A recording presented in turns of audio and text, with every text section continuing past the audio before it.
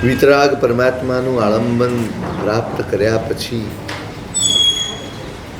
પોતાની અંદર છુપાઈને પડેલી વિતરાગ અવસ્થાને પ્રગટ કરવી એ સાધક આત્માનું લક્ષ્ય.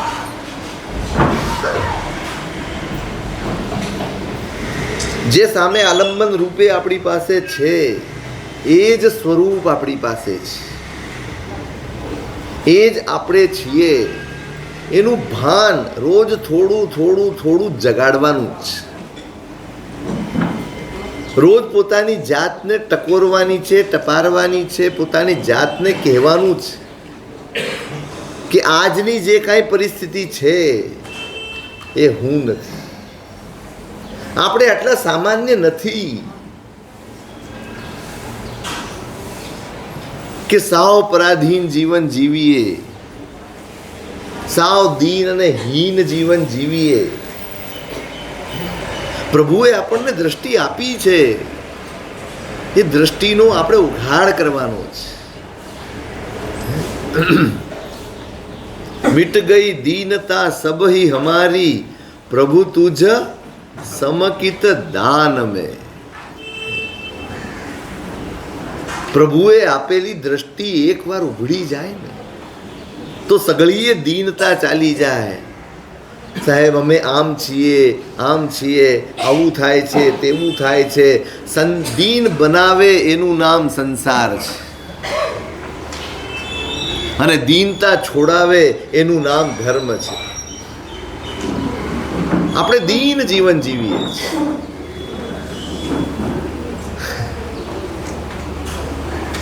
બહુ દીન જીવન જીવીએ છીએ, બહુ બિચારું બાપડું જીવન જીવીએ છીએ, લાચારી ભર્યું જીવન જીવીએ છીએ. એ લાચારીની અવસ્થાને દૂર કરવા માટે આ સામે આલંબન છે. રોજ પોતાની જાતને કહેવાનું છે, આજે જે જીવન હું જીવી રહ્યો છું એ હું નથી. કર્મે આપેલા જીવનમાં, કર્મે આપેલી પરિસ્થિતિમાં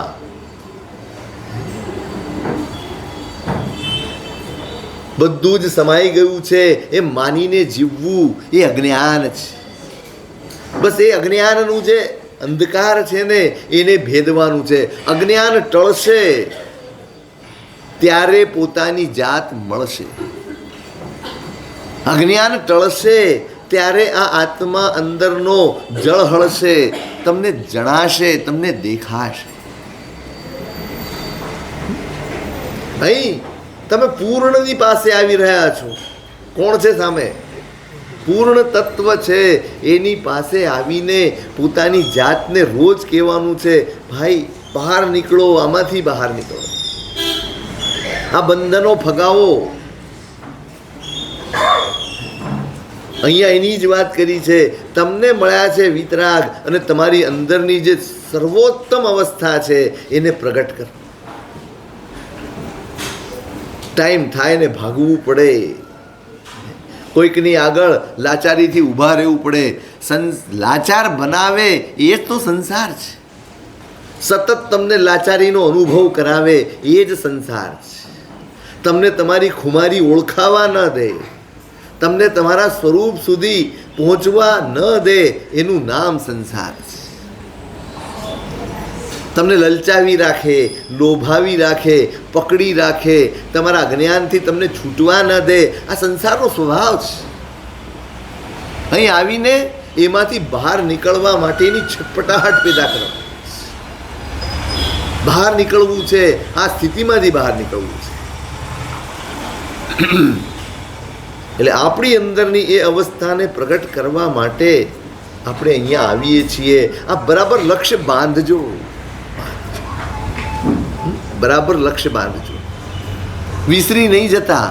આ વિતરાગ ફરી મળશે કે નહીં ખબર નથી, ખબર નથી. એને સાધી લેજો, એને સાધી લેજો, એને વસાવી લેજો, એનાથી ભાવિત થઈ જજો, એનાથી વાસિત થઈ જજો. પછી તમે ગમે ત્યાં જશો, તમારો આત્મા વાસિત હશે, તમારો આત્મા ભાવિત હશે ને તો નાનકડું નિમિત્ત પણ તમને વળી એના ભણી દોરી જશે. પણ જો આપણે ભાવિત નહીં થયા હોઈએ ને તો જ્યાં જઈશું તેવા થઈ જઈશું. જ્યાં જઈશું. આજે જૈન કુળમાં જન્મ્યા છીએ તો આ મંદિરે આવીએ છીએ, કાલે બ્રાહ્મણ કુળમાં જન્મીશું ને તો હર હર મહાદેવ કરીશું. આપણને કોઈ ફરક નહીં પડે, કારણ કે આપણી વાસના એ જ છે. બદલવાનું શું છે? વાસના બદલવાની છે.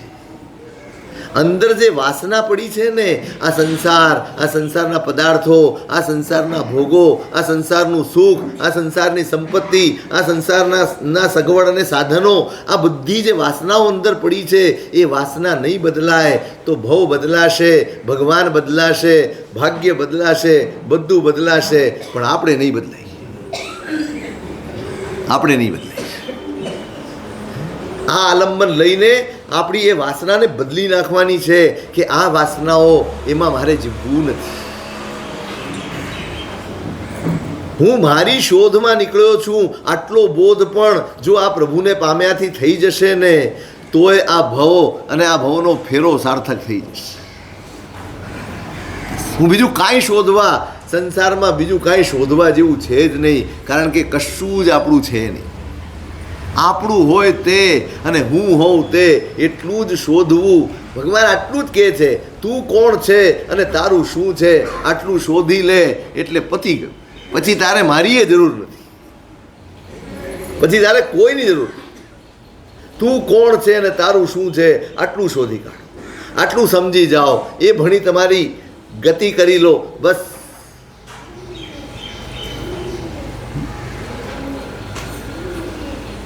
પણ શું કરવું પડશે એના માટે?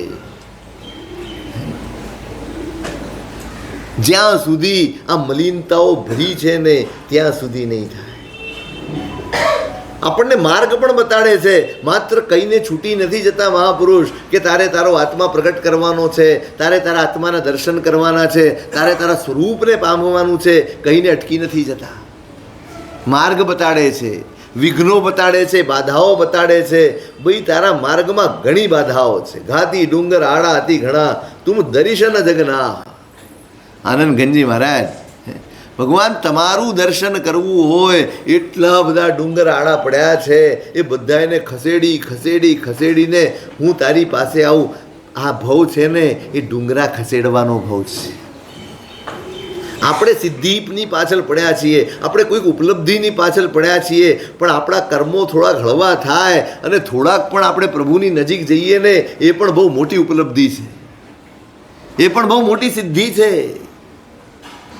અનાદિકાળથી જે ડુંગરો ખડક્યા છે, ઈચ્છાઓના, અપેક્ષાઓના, વાસનાઓના, કષાયોના, વિષયોના, આ બધા જે ડુંગરો ખડકાયા છે ને એ ડુંગરો ખસેડવાની મહેનત એ પુરુષાર્થ જ ધર્મ છે. મારા ને મારા અંતરાત્મા એની વચ્ચે જે આંતરું પડ્યું છે ને એ ઓછું કરી આપે એનું નામ ધર્મ પુરુષાર્થ છે. મારા સુધી પહોંચવામાં જેટલી બાધા છે એને દૂર કરે એનું નામ ધર્મ છે. એને વધારી આપે એ ક્યારે ધર્મ હોઈ શકે? જે બાધા વધારી આપે, જે આંતરું વધારી આપે, જે મને વધુ દૂર કરી આપે એ ધર્મ કઈ રીતે હોઈ શકે? ન હોઈ શકે. એટલે કે છે અંદર મલિનતા પડી છે. જ્યારે સમતાનું જળ આવશે ને એનાથી તારી મલિનતાઓને તું પખાળી શકીશ. એ મલિનતા ખસશે ત્યારે તને તારા સ્વરૂપનું ભાન થશે. એક વાર જરૂર છે, ફક્ત એક વાર. કેટલી વાર? એક જ વારની જરૂર છે. શાસ્ત્રકારો કહે છે ને, આપણે ઘણીવાર કહીએ છીએ કે સમ્યક દર્શન વગર મોક્ષ કેમ? એવું શું છે? સમ્યક દર્શન ન થાય એટલે આત્માની અનુભૂતિ. તાત્વિક સમ્યક દર્શન શું છે? આત્માની અનુભૂતિ છે.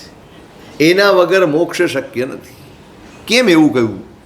કેમ જ્ઞાનથી મોક્ષ ન થાય? કેમ એકલા ચારિત્રથી મોક્ષ ન થાય? તમે ચારિત્ર પાળો, ઉત્કૃષ્ટ પાળો, શ્રેષ્ઠતમ પાળો, એકાગ્રતાથી જેવું શાસ્ત્રમાં કહ્યું હોય તેવું પાળો, ન થાય મોક્ષ. સમ્યક દર્શનને કેમ પાયો કયો છે? કેમ બીજ કયો છે? વિચારો, એક ક્ષણ માટે વિચારો કે આપણે બધા જ એક શબ્દ એક વાક્ય બોલીએ છીએ, મેળવવા જેવો સામાન. ભાઈ મોક્ષ મેળવવા જેવો છે, મોક્ષ મેળવવું છે, મારે મોક્ષે જવું છે, આ બધી વાત આપણે બોલીએ છીએ. બરાબર? ખરેખર કોને જવું છે મોક્ષે? પ્રામાણિકપણે કહો, મોક્ષની તરફ કોને છે? આપણે બોલીએ છીએ એ પરંપરાથી શીખેલું, ગોખેલું કે મારી અંદરથી આવેલું? તમારે પૈસા જોઈએ છે, તમારે ગાડી લાવવી છે, તમારે નવો બંગલો કરવો છે, તમારે નવો ફ્લેટ લેવો છે, એ કોઈક શીખવાડે છે કે તમારી અંદરથી આવે છે? બરાબર સમજો, જે વસ્તુ અંદરથી આવે એના માટે જ પુરુષાર્થ કરવાનું મન થાય. બહારથી શીખવાડેલી વસ્તુ માટે મહેનત કરવાનું ક્યારેય મન થાય નહીં. મારે મોક્ષ જોઈએ છે ને આપણે મોક્ષે જવું છે, આ વાત આપણે બહારથી શીખેલી છે કે આપણી અંદરથી આવેલી છે? બોલો, શું શીખેલી?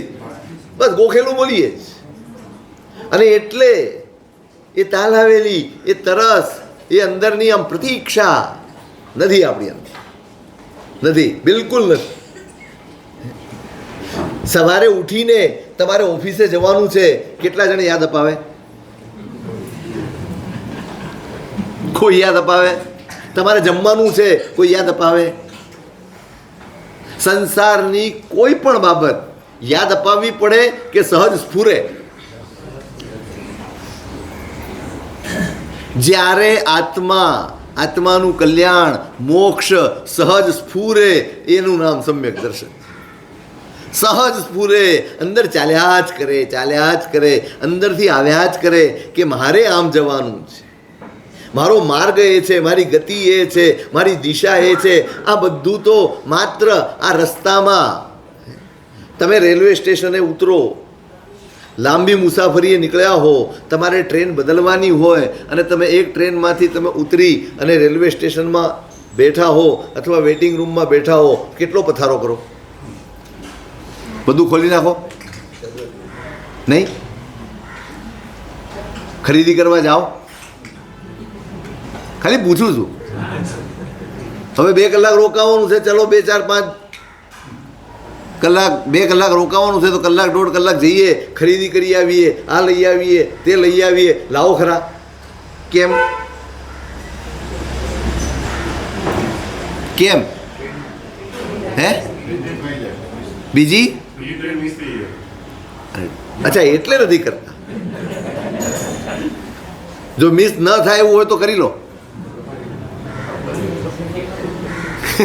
ત્યાં અંદર વેઇટિંગ રૂમમાં કબાટ લેવા જાઓ, ભાઈ કબાટ આપો, મારે સામાન ગોઠવવો છે, મારે કપડાં ગોઠવવા છે. નહીં, કાંઈ ન કરો.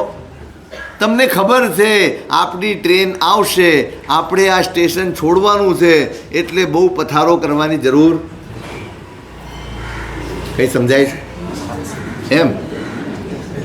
આજથી સંકેલો શરૂ. અહીંયા શું કરીએ?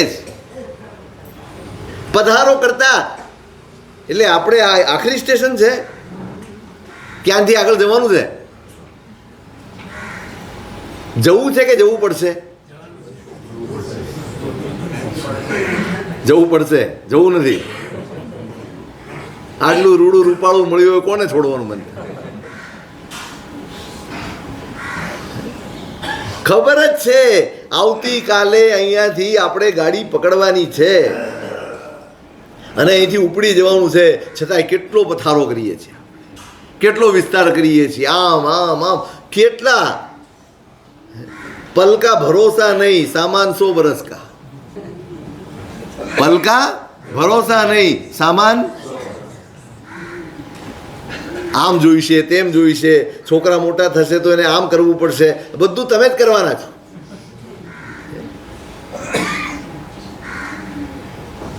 આમાંથી બહાર કાઢવાનું છે ભાઈ, આમાંથી બહાર કાઢવાના છે. એ અંદરનું જે અજ્ઞાન છે ને એને દૂર કરવાનું છે. આપણે અટવાઈ પડ્યા છીએ, અહીં જ અટવાઈ પડ્યા છીએ. આ બાધાઓ છે આપણી અને એને દૂર કરવાની જ. શેનાથી થશે? મલિનતાઓ પડી છે અંદર, ત્યાં સુધી તમારા સ્વરૂપનું દર્શન નહીં થાય. આપણે આને આપણું સ્વરૂપ માનીને અને મશગુલ થઈને બેઠા છીએ. એકે વાર અંદરથી સ્ફૂરતું નથી, અંદરથી યાદ નથી આવતો. સંસાર સહજપણે યાદ આવે છે, ધર્મ યાદ અપાવવો પડે છે, ક્રિયા યાદ અપાવવી પડે છે, આરાધના યાદ અપાવવી પડે છે, આત્મા યાદ અપાવવો પડે છે, મોક્ષ યાદ અપાવવો પડે છે, ત્યારે માણ થાય છે. એટલે કહ્યું છે, તમે જ્યારે આત્માનું દર્શન કરશો ને, જ્યાં સુધી તમે અનુભવ નથી કર્યો ત્યાં સુધી તરસ જાગતી નથી.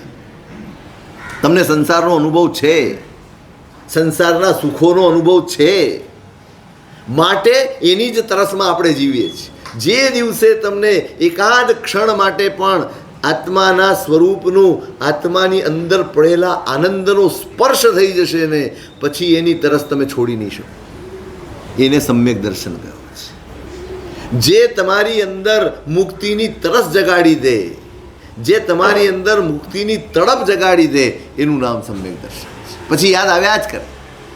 કોઈ ગામડાનો માણસ હોય જેને શહેરનો પરિચય ન હોય, શહેરની પરિસ્થિતિઓનો પરિચય ન હોય, શહેરના પદાર્થોનો પરિચય ન હોય, જેણે માત્ર રોટલા ને મરચાં જ ખાધા હોય જિંદગીભર, એને એકવાર રસગુલ્લો ખવડાવી દો તો શું થાય? હે? આમ તમે જઈને એની સાથે વાત કરી હોય, રસગુલ્લા આવા હોય ને તેવા હોય ને ફલાણા હોય ને ઢીકણા હોય, એને કોઈ ફેર પડે? ગમે એટલી વાત કરી હોય, ઠીક છે કંઈક બનતું હશે, પાછો વિસરી જાય, એ પોતાની દુનિયામાં લાગી જાય. પણ એકવાર જો એને ખવડાવી દો તો શું થાય? વારંવાર મન થાય કે ન થાય? ચાખી ગયો છે, મૂળ વસ્તુ એ છે ચાખી ગયો. આ ચાખી જવું ને એનું નામ સમ્યક દર્શન. આત્માની અંદર પડેલા અનંત આનંદનો એકવાર સ્વાદ ચાખી જાય પછી એને મેળવવાની તરસ જાગે. સાલું અત્યાર સુધી હું જે ભોગવતો હતો, અત્યાર સુધી હું જેને સુખ માનતો હતો, એ તો બધો આભાસ છે, એ તો બધું એની સામે સાવ તુચ્છ છે, સાવ તુચ્છ છે. ચક્રવર્તી પણ મળતું હોય, સામે ચક્રવર્તીની સામે આપણે કેવા ગણાઈએ? ભલે આપણે આપણી જાતને કશાકમાં ગણતા હોઈએ, આપણી પાસે તો આ છે ને તે છે, સામે ચક્રવર્તી હોય તો આમ તમને આમ નાનમ લાગે કે ન લાગે? અને આપણે તો કાંઈ નથી એની આગળ. બસ એકવાર અંદરનું આત્માનો આનંદ અનુભવાઈ ગયો ને એકવાર, પછી આ બધું જ તુચ્છ ભાષે, આ બધું ક્ષણિક ભાષે, આ બધું આ મેળવવા જેવું હે લાગે, હવે આ છોડવા જેવું. માટે એમ કહ્યું છે કે સમ્યક દર્શન એ મોક્ષનું બીજ છે. બીજ નખાયું, તરસ જાગી ગઈ, ઈચ્છા તમારી અંદરથી જાગી ગઈ.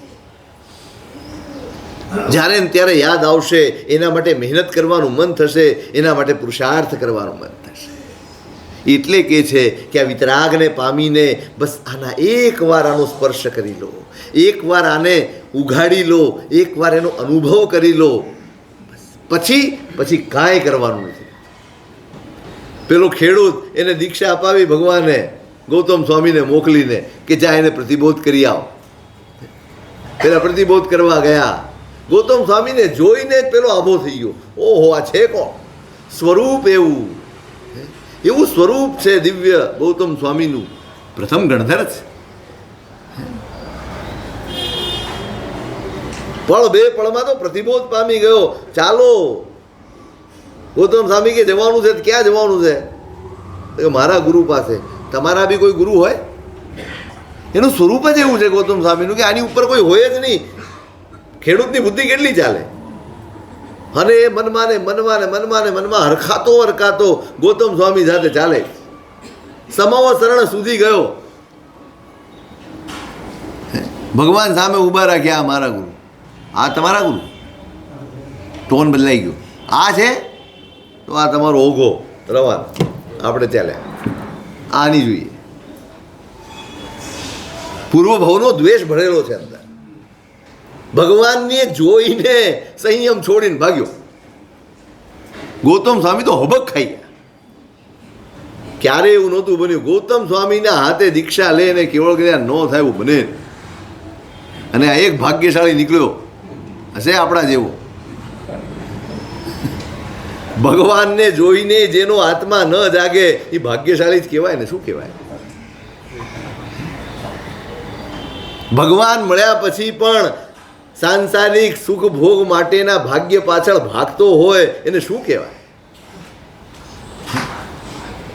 ગૌતમ સ્વામી આંખ ફાડીને જોઈ રહ્યા, શું થઈ ગયું ભગવાન? ભગવાન કહે છે, ગૌતમ બસ આટલું જ કરવાનું હતું, બીજું કાંઈ કરવાનું. આટલી વારમાં એ ત્યાંથી અહીંયા સુધી આવ્યો ને એટલી વારમાં એને સમ્યક દર્શન સ્પર્શી ગયું. એનો આનંદ એટલો બધો હતો એને સમ્યક દર્શન સ્પર્શી ગયું. એનો સંસાર સીમિત થઈ ગયો. હવે એને જે કરવું એ કરવા, એની ભવિતવ્યતા જ આ છે. આપણું કામ કેટલું?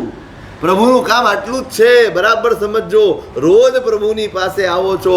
આ મહાપુરુષ એ કહે છે ભગવાન પાસે આવો છો, એકવાર, બસ એકવાર તમારા આત્માને અનુભવી લો, પછી તમારે કાંઈ જરૂર નહીં. આપણે ઘણીવાર કહીએ છીએ આ ભાવ છેલ્લો બને એ સંભવ નથી, આ ભાવ પહેલો બની જાય ને એટલી મહેનત કરી લો. બસ પહેલો બની જાય એટલી મહેનત કરી લો. છેલ્લો તો બનશે, પહેલો બનશે તો છેલ્લો બનશે બનશે બનશે. મારે છેલ્લાની ચિંતા નથી કરવાની, મારે પહેલાની ચિંતા. બસ આ ભાવને મારે પહેલો બનાવી દે. બસ એ પહેલો ભગવાન બનાવવાની આ મથામણ છે. બસ તું તારા અંદરના પરમાત્માને ઓળખી લે, તું તારી અંદર પડેલા આત્માને ઓળખી લે. બસ એકવાર એને ઉઘાડી લે. પછી જ્યાં જઈશ ને ત્યાં એનું સ્મરણ તારો પીછો કરશે, એની યાદ તારો પીછો કરશે, એ મેળવવાની ઝંખના તારો પીછો કરશે, તને છોડશે નહીં. અંદરથી રહી રહીને થશે. તમે જોજો કોઈક બાળકને તમે લઈ ગયા હો મોલમાં અને એને કોઈક રમકડું જોઈ લીધું હોય ને, પછી જુઓ તમે વારે વારે ત્યાં જવું છે, પેલું લેવું છે, ત્યાં જવું છે. તમને ખબર ના હોય કે શું છે આ, પણ એની અંદરની તરસ એટલી બધી હોય કે એકાદ વખત તમને લઈ ગયે પાર કરે. બધા મેળવવું છે. બસ એ સ્થિતિ આપણી જાગી જાય ને, બસ સમ્યક દર્શન આ છે. તમારા પોતાની જાતને મેળવવાની તાલાવેલી જાગી જાય ત્યારે સમજવું કે સ્પર્શી ગયું છે. તાત્વિક સમ્યક દર્શન સ્પર્શી ગયું. તાલાવેલી જાગવી જોઈએ, તરસ લાગવી જોઈએ, અને આ બધું તુચ્છ ભાસવું જોઈએ.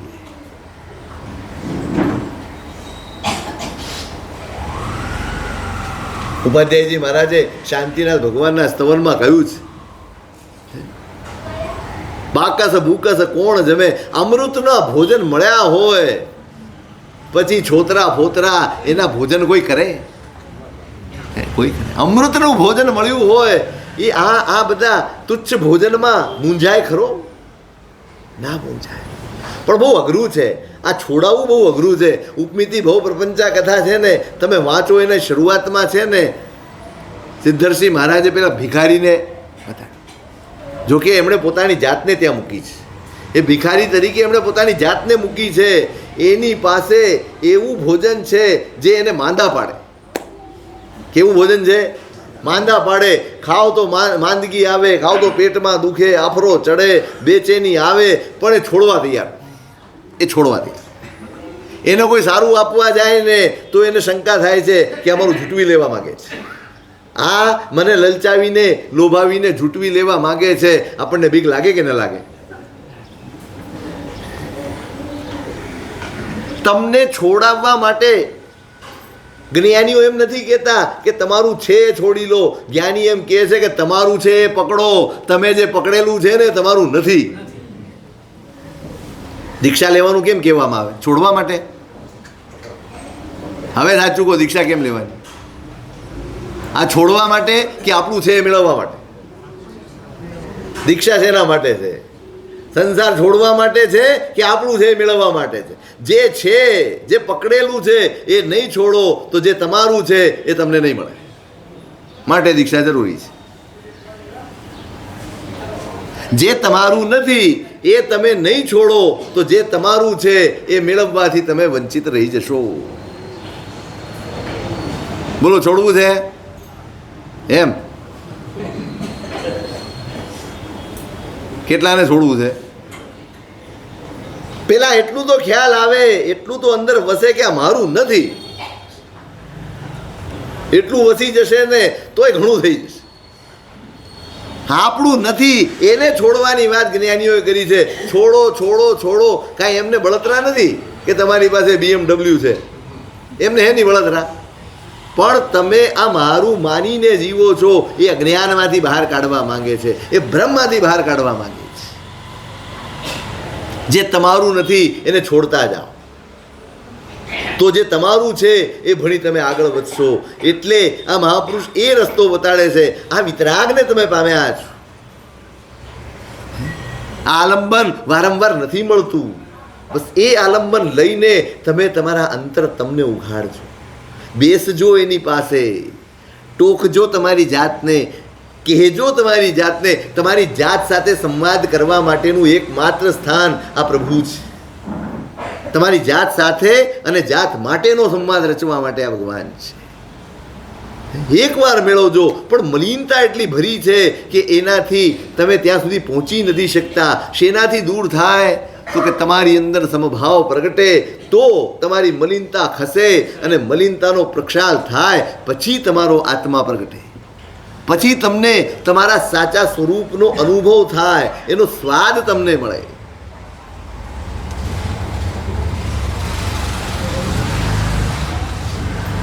પણ હજી એક ડગલું આગળ, સમતા શેનાથી પ્રગટ કરશું?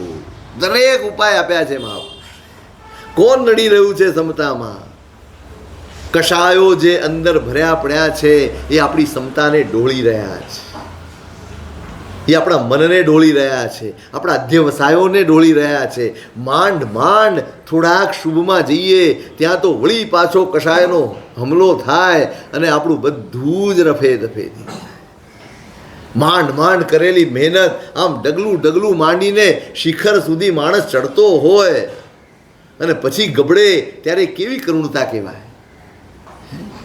આ કષાયોએ આપણી સાથે આ કામ કર્યું છે, ગબડાવ્યા છે, વારંવાર ગબડાવ્યા છે. આપણે એક તો ચડીએ છીએ માંડ અને એમાં આ આપણી પજવણી ચાલુ જ રહે છે અંદર સતત. તમને પજવણી ના લાગે? લાગે કે ન લાગે? આમ કે કોઈક દિવસ કષાયોથી ત્રાસી ગયા હોય એવું બને? પરિસ્થિતિઓથી તો રોજ ત્રાસો છો. કંટાળો આવે છે, ગુસ્સો આવે છે, બેચેની થઈ જાય છે, વ્યાકુળતા થઈ જાય છે, ગમતું નથી. કેમ નથી ગમતું? આ તકલીફ બહારની પરિસ્થિતિના કારણે છે કે આપણી અંદર પડેલા આ બધા સંસ્કારોના કારણે? આપણે પરેશાન શેનાથી છીએ? બહારની પરિસ્થિતિથી કે આપણી પોતાની પરિસ્થિતિ? આપણી મનસ્થિતિથી કે બહારની પરિસ્થિતિ? આપણે સ્વીકાર્યું નથી. જ્ઞાનીઓ કહે છે આ સંસાર તારે શાંતિથી જીવવું હોય તો આ સંસાર જેવો છે તેવો સ્વીકારી લે.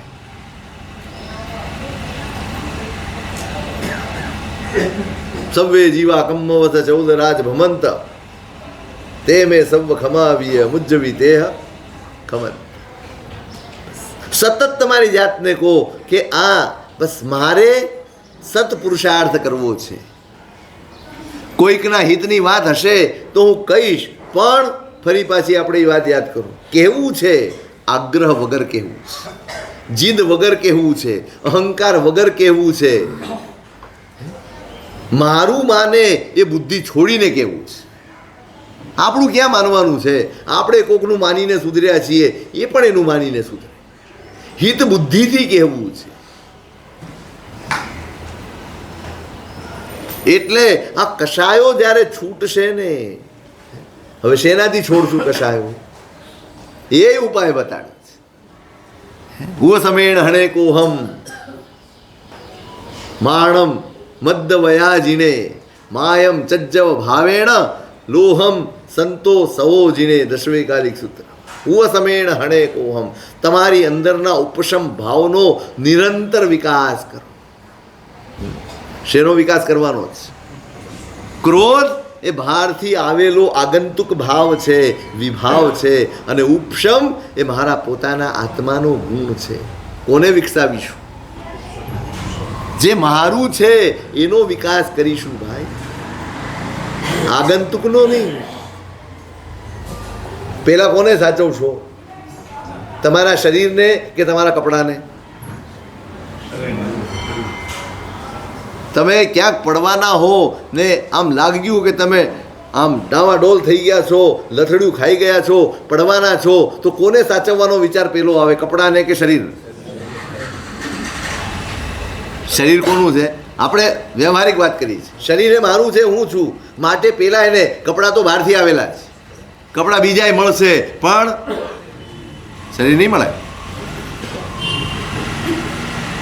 આપણે એક વ્યવહારિક વાત વિચારીએ છીએ કે શરીરને સાચવવાનું પેલું કરીશું પણ કપડાને નહીં સાચવીએ. કપડાં ફાટે તો ભલે ફાટે, પણ અરે સ્કૂટર તૂટી જાય તો ભલે તૂટી જાય, ગાડીને નુકસાન થાય તો ભલે થાય, જાતને આપણે પહેલાં બચાવીએ.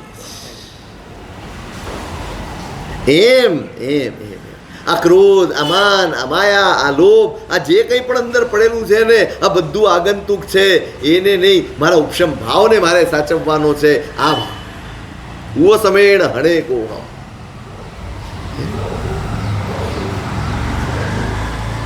ઉપશમ અમૃત રસ પીજીએ કીજીએ સાધુ ગુણ ગાન રે અમૃત વેલની સજ્જાય.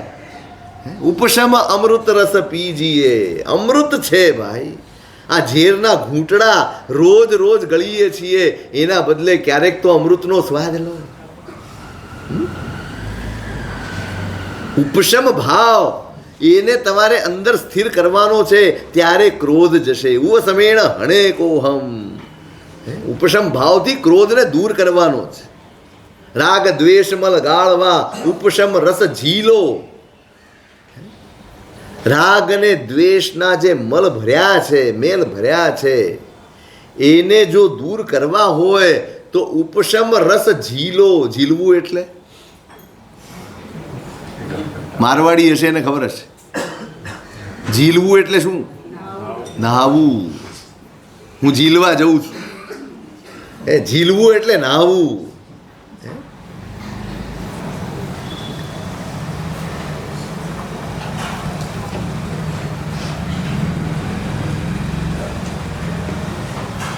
પેલા આપણે મહાવીર સ્વામી ભગવાનના સ્તવનમાં બી આવે છે ને, ગિરવારે ગુણ તું તણા. શું આવે છે? ઝીલ્યા જે ગંગા જલે તે છિલ્લર જલ નવી, જે માલતી ફૂલે મોહિયા તે બાઉલ જઈ નવી ભેસે.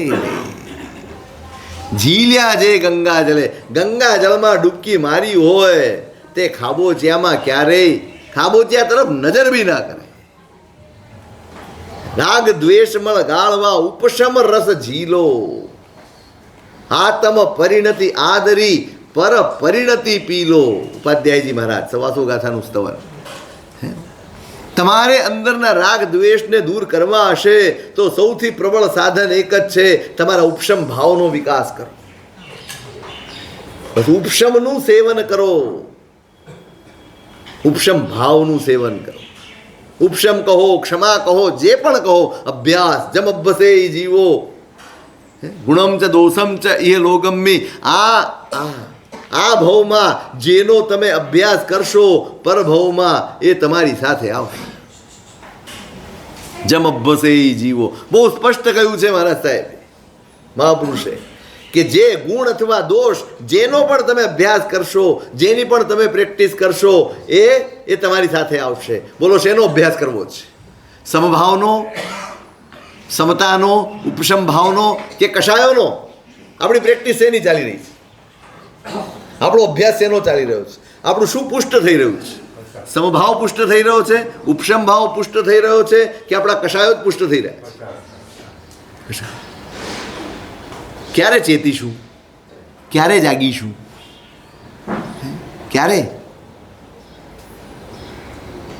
ક્યારે જાગીશું? બહુ મોટો સવાલ છે. એટલે હું કહું છું, આપણે આપણા આત્મા પ્રત્યે ગંભીર નથી. આપણને આપણી આત્માની જવાબદારીનું ભાન નથી. આખી દુનિયાની બધી જ જવાબદારીનું ભાન છે. છોકરા માટે શું કરવાનું છે, એના છોકરા માટે શું કરવાનું, પતિ માટે, પત્ની માટે, પરિવાર માટે, સ્વજનો માટે, કુટુંબ માટે, જે પણ કર્તવ્યો તમારા હશે, જે પણ જવાબદારીઓ આપણી હશે, એ બધા જ પ્રત્યે આપણે ખૂબ સભાન છીએ, ખૂબ જાગૃત છીએ. સાહેબ મારી જવાબદારી છે, બધાને લઈને ચાલુ છે ને જવાબદારી નભાવો છો ને. મારા આત્મા પ્રત્યેની મારી જવાબદારી શું જવાબદારી? આ જવાબદારી નિભાવતા નિભાવતા નિભાવતા હું મારા આત્માનું કચ્ચર ઘાણ કાઢી નાખું, મારા આત્માની દશા દુર્દશા કરી નાખું, મારા આત્માને રફે દફે કરી નાખું. શું કરી રહ્યા છીએ આપણે? શું કરી રહ્યા છીએ? જેમ દરેક જગ્યાએ આપણે આપણા શરીરને સાચવીએ છીએ એમ આત્મા કેમ નથી સચવાતો?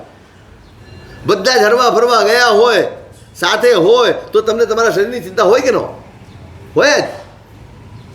જ એમ બધી જ જવાબદારીઓ નિભાવતા હો તો ત્યાં તમારે આત્માની જવાબદારી આવવી જોઈએ, અંદર ઉગવી જોઈએ, આખા દિવસમાં સ્મરણ થવું જોઈએ કે મારી જાત માટે પણ કોઈક ફરજ છે. Duty towards your self. તમારા પોતાની જાત પ્રત્યેનું તમારું કર્તવ્ય વિસરી જઈ રહ્યા છો. અધર્મ શું છે? પોતાના આત્માનું કર્તવ્ય ચૂકવું, એનું નામ અધર્મ છે. અધર્મ ક્યારે થાય? ખોટું ક્યારે થાય? દોષો ક્યારે સેવાય? પાપ ક્યારે થાય? જાતને વિસર્યા વગર, આત્માને ભૂલ્યા વગર ક્યારે પાપ થઈ શકતા જ નથી. અને પાછા રાચી માચીને કેવી રીતે કરીએ? રાચી માચીને કરીએ, આનંદથી કરીએ, પાછા અનુમોદના કરીએ,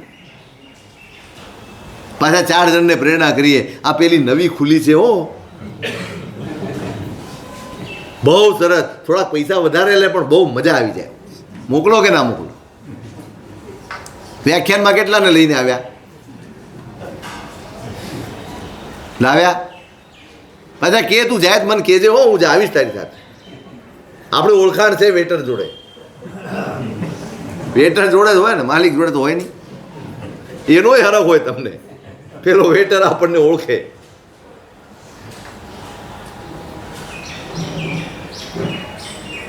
અનુમોદના કરીએ છીએ અને આત્માનું ભાન ન જાગે.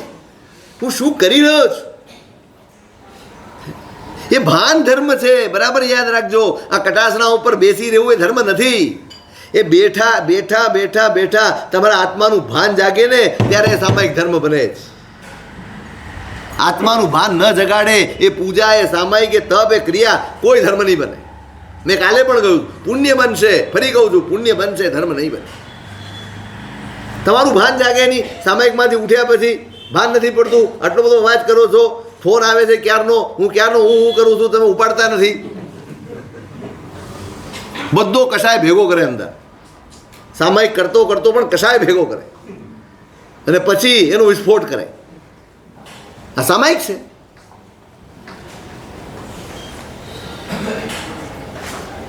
ક્યારે આપણે આપણા આત્મા પ્રત્યે સભાન થઈશું? ક્યારે આત્મા પ્રત્યે જાગૃત થઈશું? ક્યારે એનું અહિત એ આપણું અહિત લાગશે? ક્યારે એનું નુકસાન આપણને આપણું નુકસાન લાગશે? ક્યારે?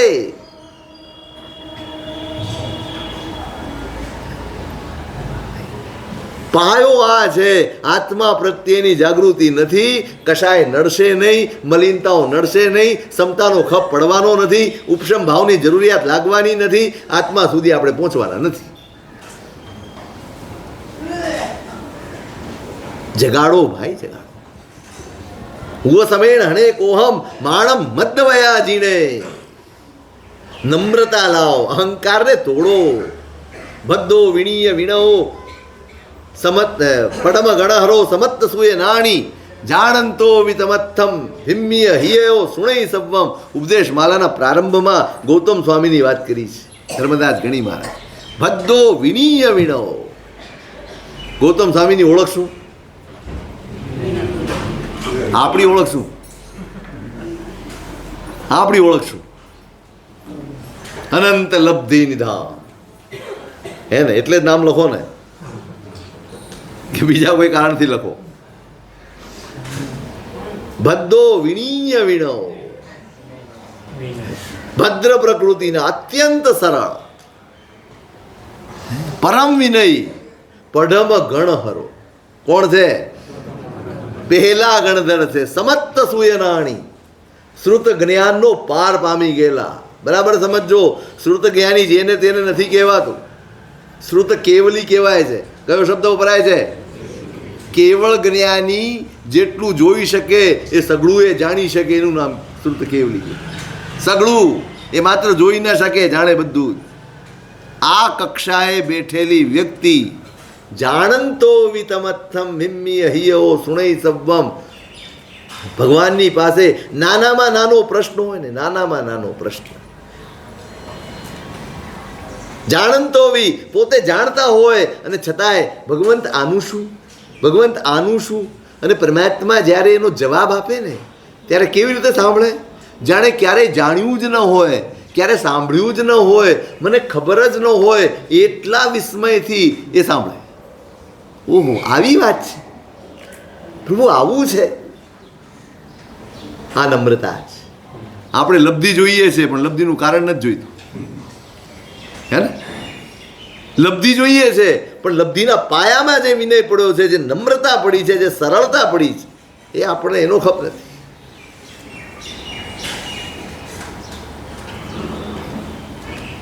એનું આલંબન તમને મળ્યું હોય, એમની સામે ઊભા રહીને શું લબ્ધિઓ માંગશો? શરમ તો કરો ભાઈ, થોડીક તો કરો. શું લબ્ધિઓ માંગો છો? ગૌતમ સ્વામીની પાસે જઈને એ નમ્રતા, એ વિનય માંગો. કેવો અહંકાર ઓગાળી દીધો તમે સમજો. ભગવાન કરતા 8 વર્ષે મોટા છે. ભગવાન 42 વર્ષના છે અને ગૌતમ 50 વર્ષના છે. પણ એક બાળક જેવું સમર્પણ, બાળક જેવું. એક ક્ષણ છૂટા પડે નહીં. દરેક વાતે વાતે વાતે ભંતે આનું શું, ભંતે આનું શું, ભંતે આનું. આ ગૌતમ સ્વામીનું નામ આટલું બધું ચમત્કારિક કેમ થયું? તમે સમજો, ભગવાને આખી જિંદગી ગોયમાં ગોયમાં ગોયમાં, અને તીર્થંકરના મુખમાંથી નીકળેલો શબ્દ મંત્ર ન બને તો શું બને? મંત્ર બની ગયું. નમ્રતા. આપણને અહંકારમાં રસ પડી રહ્યો છે, ગૌતમમાં રસ નથી. માણમ ચજ્જવ ભાવેણ, નમ્રતા લાવીને તમારા અહંકારને તોડવાનો જ. માણમ મદ્દવયાજીને મૃદુતા, નમ્રતા લાવીને અહંકાર તોડવાનો જ. સરળતા લાવીને માયાને દૂર કરવાની છે, અને સંતોષથી તમારા લોભને તમારે દૂર કરવાનો. કશાયો હણાશે નહીં.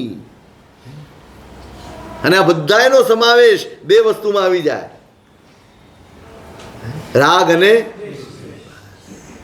મેં હમણાં કહ્યું ને, રાગ દ્વેષ મળ ગાળવા, ઉપશમ રસ ઝીલો. જેમ જેમ ઉપશમ ભાવ વધશે એમ એમ રાગ અને દ્વેષ જશે. રાગ અને દ્વેષ જશે એટલે એના ફળજન તરીકે આવેલા બધા ક્રોધ, માન, માયા, લોભ, રાગ, દ્વેષ, કલહ બધું જ ચાલ્યું જશે. આત્મ પરિણતિ આદરી પર પરિણતિ. આત્માની પરિણતિ જગાડો. આ પ્રભાવમાંથી જો બહાર નીકળવું હશે, આ મારું છે, આ જે ભાવ છે ને, આ હું છું ને આ મારું છે, આ ભાવમાંથી બહાર નીકળવું હશે તો આત્માની પરિણતિ જગાડવી પડશે. આ હું નથી, એ જગાડવી પડશે. ત્યારે ત્યારે ત્યારે આત્મા સુધી પહોંચાશે. પેલા નિર્મળતા મેળવવાની છે, એ ખસેડવાનું છે.